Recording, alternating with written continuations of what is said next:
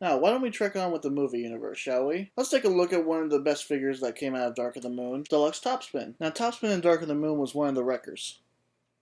No, not one of those wreckers.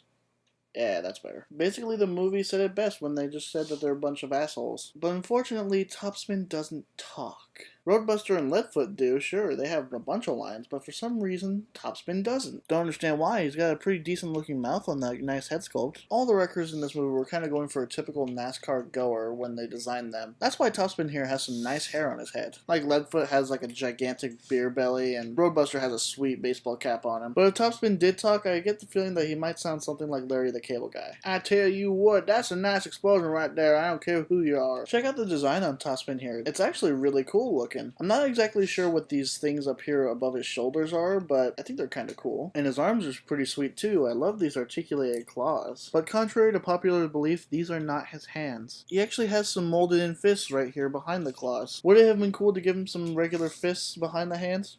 Probably. But he doesn't really need fist holes to hold weapons. He does have ports on either side of his arms. He has these 4 guns on either sides of these shoulder bits, but he also does come with this ridiculous crossbow weapon that if you pull this lever back right here, it can grab things. I tend not to have him with this. It's just something that I'm not really a huge fan of. Some of the mech tech weapons from Dark of the Moon worked out. This is just one of the ones that didn't tickle my fancy. But he still has 4 weapons right here, so if you want, you can give him one of these 2 shotguns on the outside of the shoulder, or one of these little laser weapons here. So as far as weapons, you've got some nice options. Just overall, in my opinion, this is one of the best figures that came out of Dark of the Moon. He looks good in robot mode. Now let's see how good he looks in vehicle mode.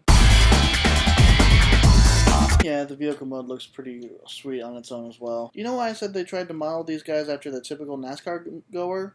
Well, it's because they're all NASCAR cars. I'm not a huge fan of NASCAR, but if they all looked like this, I might start watching. You even got the guns here on top and on the side to get in on the action, which looks dope. And you can even take the mech tech weapon and put it right up here on the front, if you must. The detail on this thing is amazing. I love the way that the engine comes up here on the front of the hood. I love the way that the edges are just jagged all around it.